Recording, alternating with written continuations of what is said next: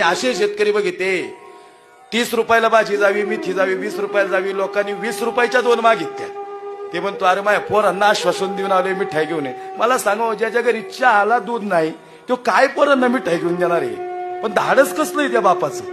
बाप म्हणजे तो माघार घेत नाही, लय खुकार त्यो, तेवढाच निर्घट्ट, तेवढाच चिकाटीचा, लय भयानक.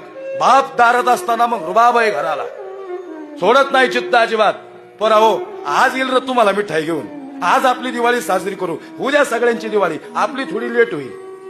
आणि जेव्हा आम्ही इनोव्हा फॉर्च्युनर सारख्या गाड्या थांबवल्या ज्याच्या आरशाची किंमत याचा महिन्याचा किराणा आहे रे. आणि आम्ही म्हणलो 10 रुपयाला एक मेथी द्या. ते थरथर त्या हातानं टोचलेल्या काट्याने ते सांगते आज द्यावं 30 रुपये तुम्ही. माझी पोरं मिठाईची वाट बघतात, तुपाची नाही बरं का, डाळल्याची घेऊन जाईल तो आज. कुणीतरी दाता आला, त्यांनी मोठं मन केलं आणि त्या ठिकाणी त्याला पैसे दिले ना, थरथर त्या हाताने काउंटरवर पैसे ठेवले, मिठाईचा बॉक्स थरथरत करत घरी